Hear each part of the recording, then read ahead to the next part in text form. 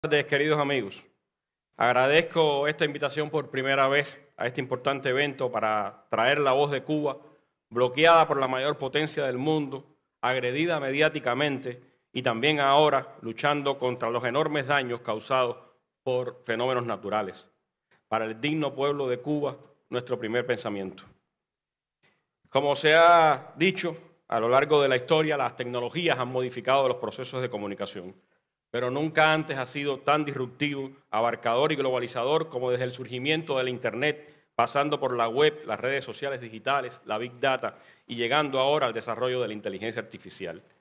No solo han cambiado los medios, sino que han cambiado también drásticamente las formas en que consumimos información e interactuamos los seres humanos. La tecnología, dice el reconocido teórico de la comunicación latinoamericano Jesús Martín Barbero, cambia la forma en que los símbolos son creados, distribuidos y consumidos, influyendo en la cultura y la identidad. Las tecnologías no son neutras, afirma Barbero, pues hoy más que nunca ellas constituyen enclaves de condensación e interacción de intereses económicos y políticos con mediaciones sociales y conflictos simbólicos. Pero por eso mismo, ellas son constitutivas de los nuevos modos de construir opinión pública y de las nuevas formas de ciudadanía. Esto es, de las nuevas condiciones en que se dice y se hace la política. Nada mejor para ilustrarlo que lo que pasa hoy en Estados Unidos con la llegada de Donald Trump al poder, en la que los magnates multimillonarios de las grandes compañías tecnológicas se han situado literalmente también en la primera fila del poder. Así lo vimos en la toma de posesión de Trump, sentados todos en la primera fila, y así también en la fastuosa cena que el rey Carlos III ofreciera a Trump en su reciente visita al Reino Unido. Estamos asistiendo, a decir de los académicos españoles Francisco Sierra Caballero y Antonio Maillo, a una nueva forma de imperialismo, una que no se basa en las conquistas territoriales, sino en el control de la información, en la modulación del discurso y el control oligopólico de las tecnologías. Algunos, como Yanis Varoufakis, el exministro griego de Finanzas, lo llaman tecnofeudalismo. Yo prefiero denominarlo tecnofascismo, por las peligrosas expresiones de extrema derecha, xenofóbicas y excluyentes que defiende el poder imperial y sus grandes tecnológicas en conjunto. ¿Cómo Cuba da la batalla en este escenario? La verdad, en nuestro tiempo, navega por mares tempestuosos. Ese es el desafío de los periodistas cubanos. Nos diría el líder de la revolución, Fidel Castro, a los profesionales de la comunicación en Cuba en un mensaje que nos dirigiera el 2 de julio del año 2010.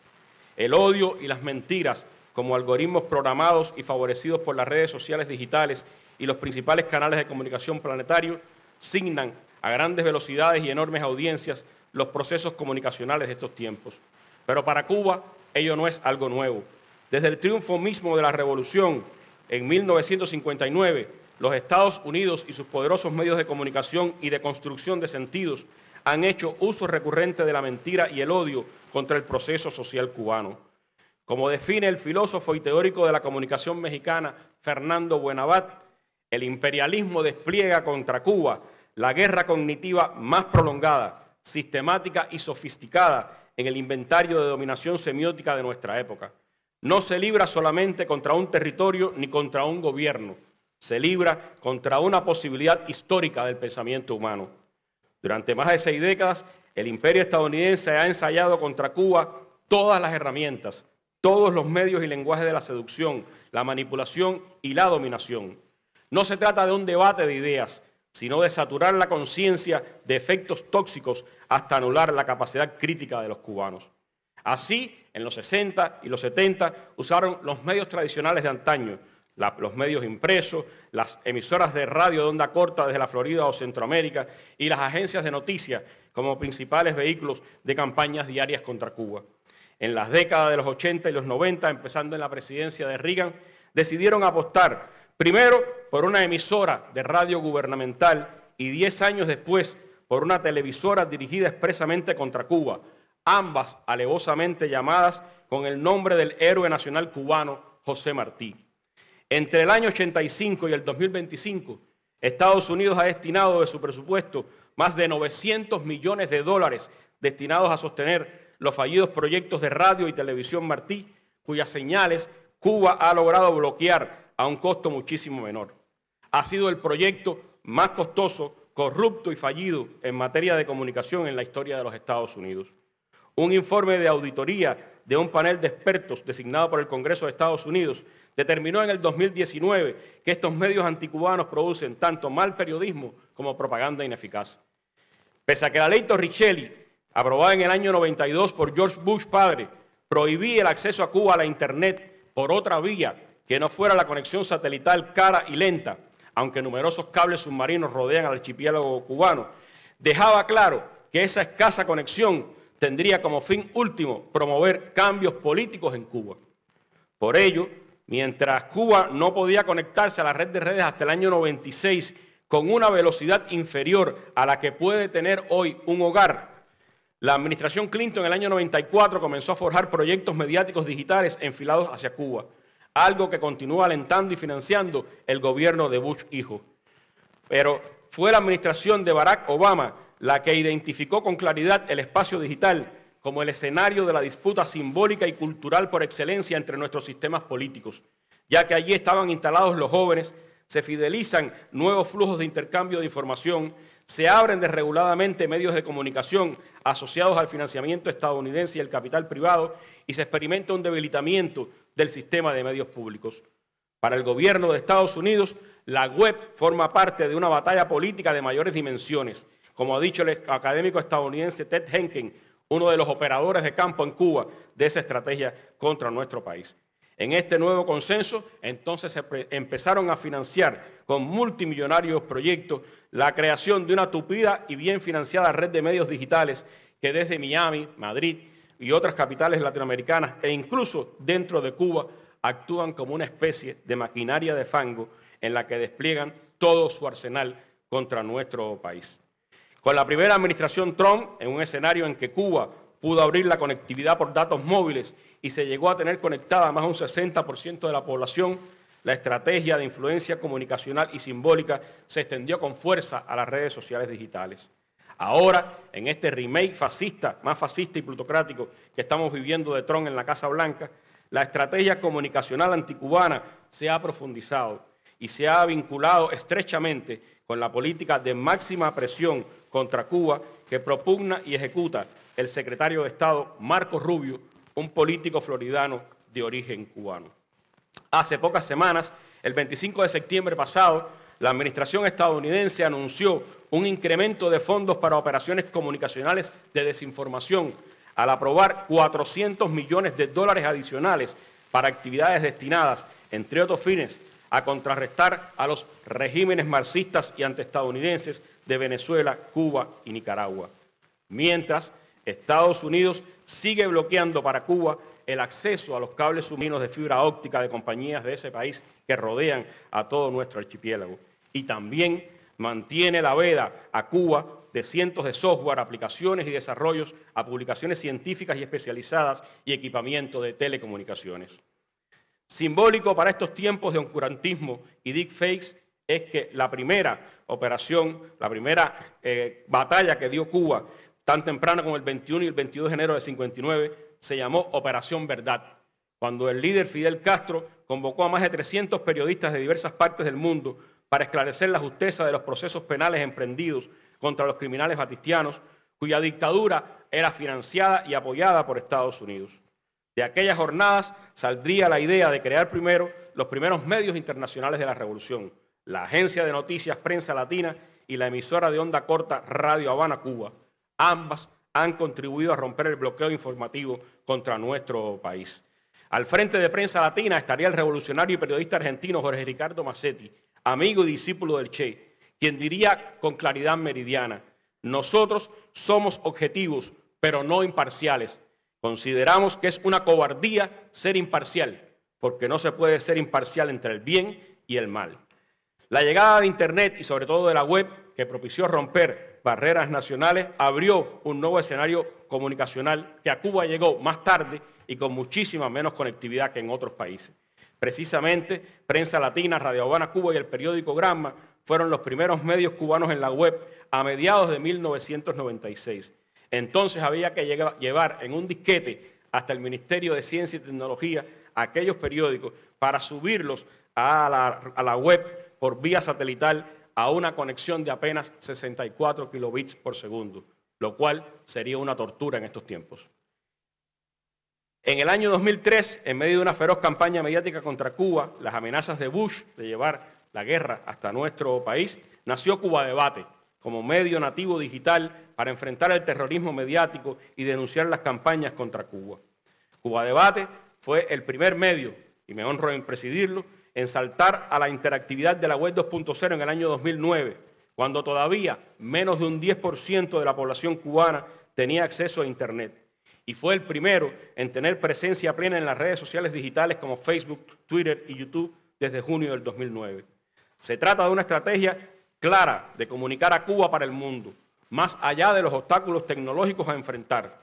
Cuba entonces todavía solo podía conectarse por la vía satelital. Como apuntaba el líder de la Revolución Cubana, Fidel Castro, hay que buscar el modo de llegar a las masas informadas. La solución no está en los periódicos. Internet es más accesible. Esa lógica lo llevó a él, una vez retirado del poder, a comenzar a publicar artículos periodísticos en primicia en Cuba Debate en el año 2008, cuando ya era la publicación cubana más visible y visitada en el espacio público digital. Hoy Cuba Debate es ya una publicación multimedial con 6 publicaciones digitales temáticas, presencia en múltiples redes sociales, aplicaciones móviles propias y con más de 230.000 comentarios de sus lectores y millones de visitas mensuales, el 70% de ellas de Cuba. Como dato curioso, en septiembre del 2025 y octubre de este año, China fue el segundo país después de Cuba con mayor cantidad de visitas a Cuba Debate, algo inédito en los 22 años de la publicación. Ello pudiera deberse a la columna semanal que publicamos en español y chino de conjunto con Diario del Pueblo.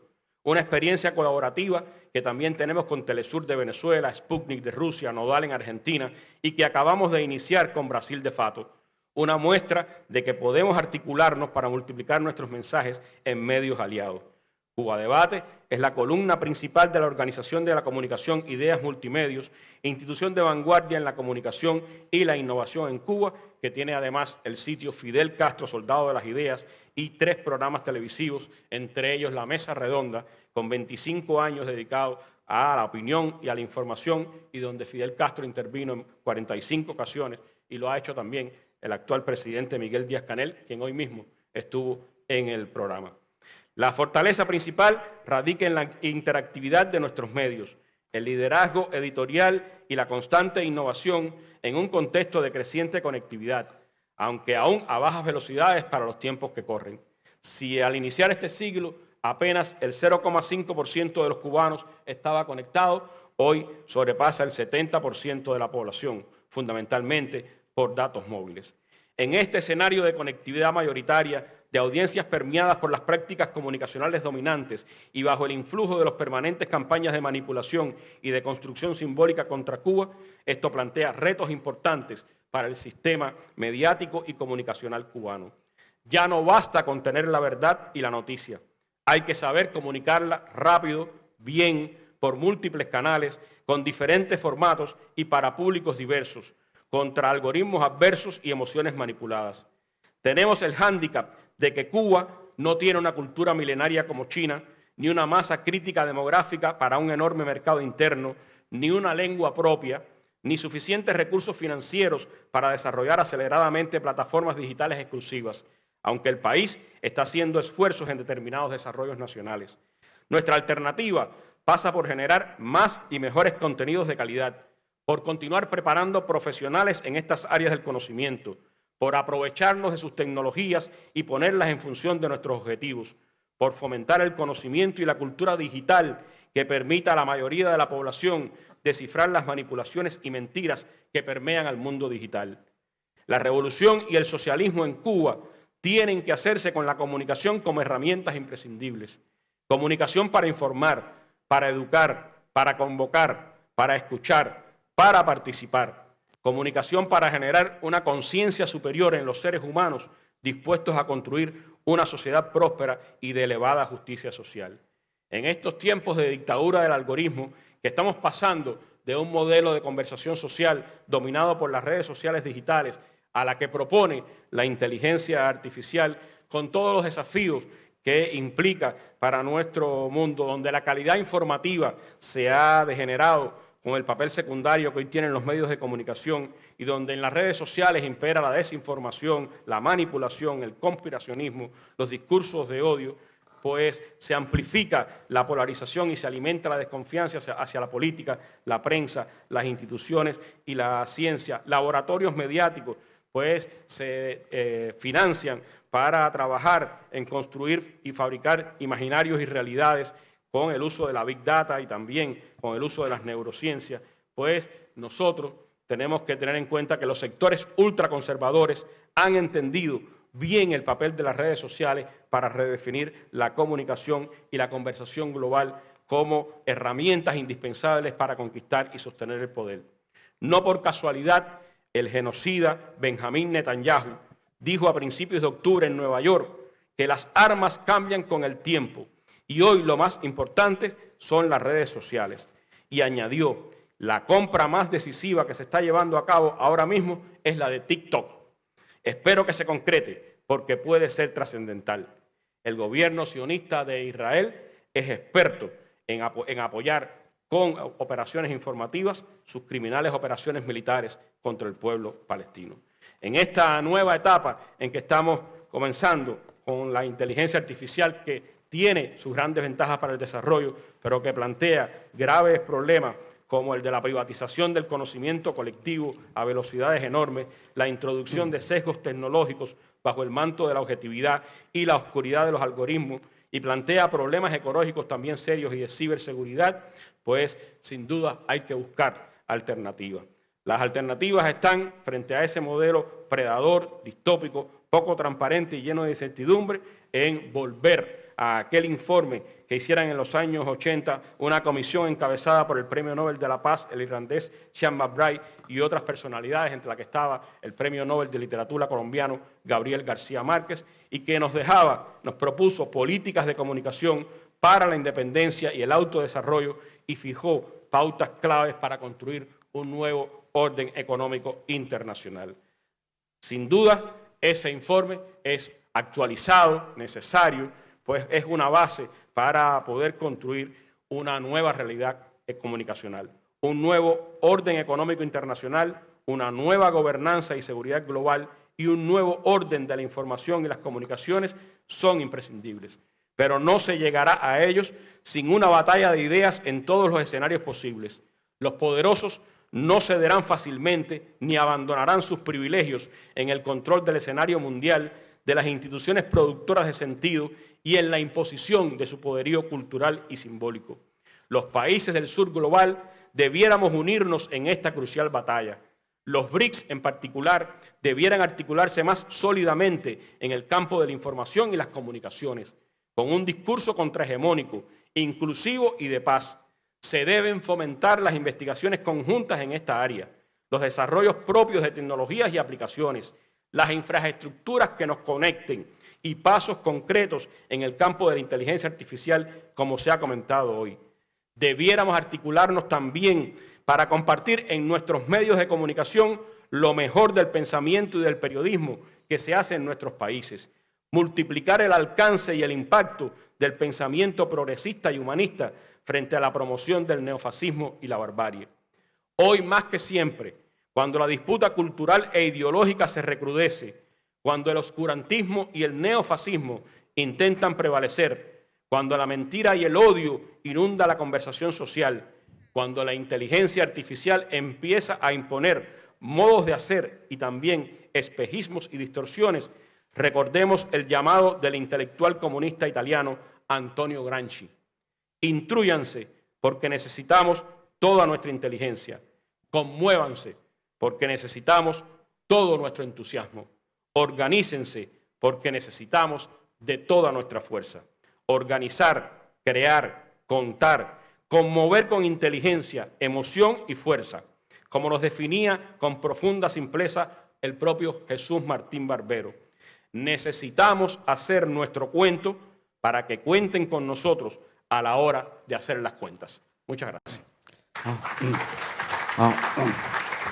好，感谢兰迪先生精彩的演讲。他主要给我们讲了技术对于传播的这种，特别是西方的技术封建主义对于我们全球南方传播的影响，也回顾了这个美国的认真战争和古巴的这种抵抗，给我们举了很多很好的案例哈。感谢兰迪先生。